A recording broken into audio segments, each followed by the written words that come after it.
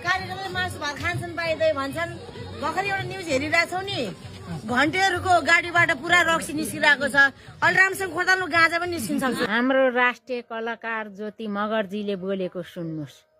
तपाईलाई जहाँ मन पर्छ त्यहीँ जानुहोस्, त्यसैको पक्षमा बोल्नुहोस्, भोट माग्नुहोस्, तर अरू कसैको खानदान नगर्नुहोस्।